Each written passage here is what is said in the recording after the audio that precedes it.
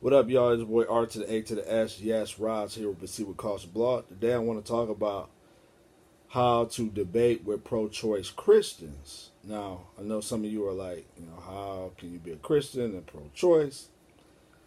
That's a whole different blog. But what I want to do is look at some of the common arguments and then try to think of some counter ways to, dispute what they're saying. Give you a common example. One is which is if we get laws that restrict or eliminate abortions, it's not going to stop abortion. People are still going to find some kind of way to get abortions. Now, how do you counter that? Well, what I do is try to find out a cause that they like and use those same logical arguments against them. Let's take, for example, gun restriction laws. Like some people feel that automatic weapons should be eliminated, maybe keep handguns. Some people say eliminate guns out of all. So you can counter that if we use their example. So you can say, well, okay, making gun restriction laws are not going to stop violence. Making gun restriction laws is not going to stop mass killings.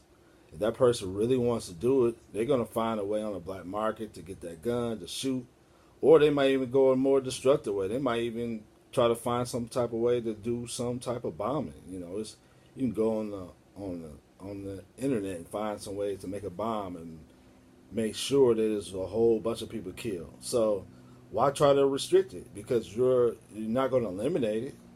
And of course they're going to be like, well, no, it might not eliminate it, but it might reduce the number of mass shootings. And then of course you can counter with, okay, well, eliminating abortion clinics and pro Planned Parenthood, things of that sort, might limit the number of abortions that might happen in this country. So there you go. You use their own logic against them. Another argument I've seen a lot is you can't speak against abortion or pro-life laws or try to legislate pro-life laws unless you're quote-unquote qualified. And some of the qualifications like, well, what are you going to do for the child once they get here? Are you going to take care of the child? Are you going to adopt the child? What are you going to do? And basically the way to counter that is, okay, well, since you're making this arbitrary law, okay, what is the qualifications? Do I have to adopt one child, five children, 10 children? What's the qualification? What's the limitation? What qualifies me to speak? Do I have to sponsor a parent, a mother, a single mother? I have to give her money? Okay, what's the qualification?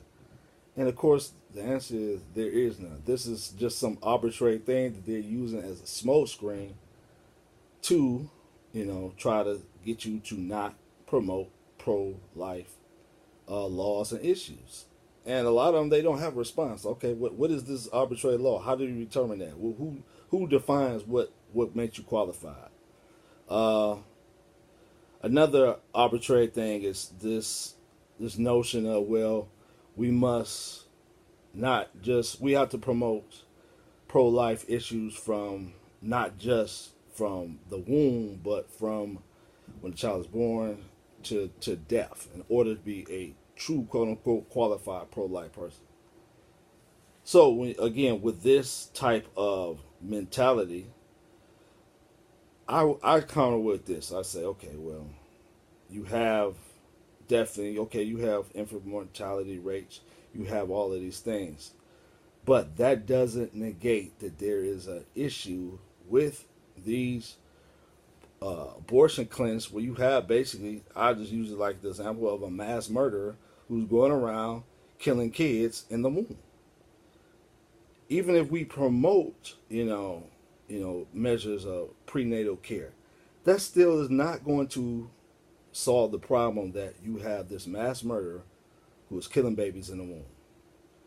And also point out the irony. Okay, you're saying that I should be concerned about these issues.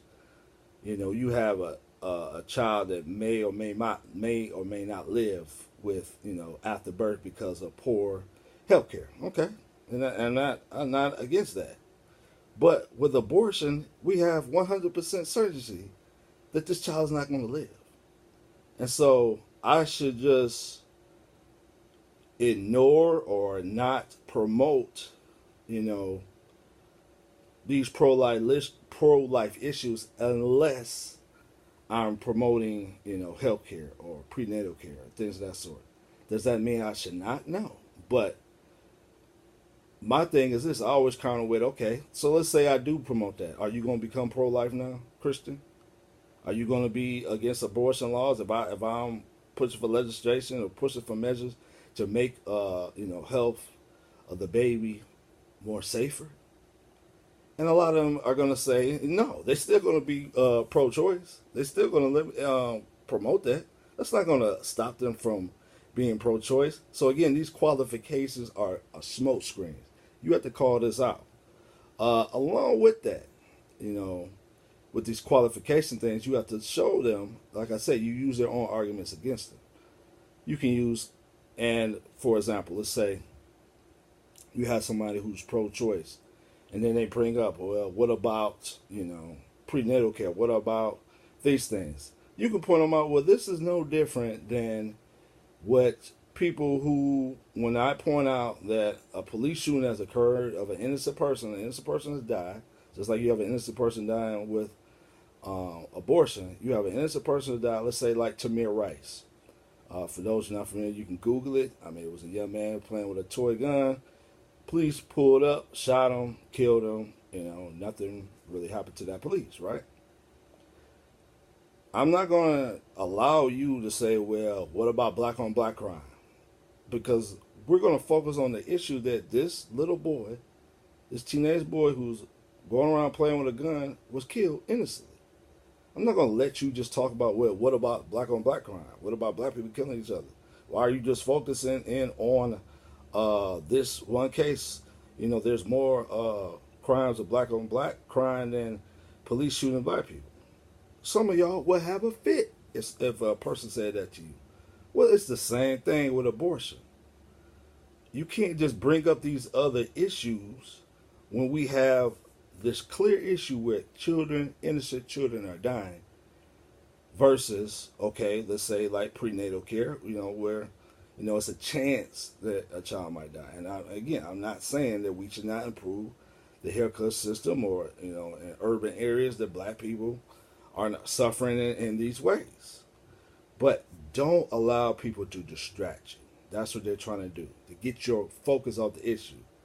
Bring it back. Then use their issues against them. So that's my thoughts on this. Love to hear yours. But see what Caution Blog. Skip Bailey Sutts, and I'm out.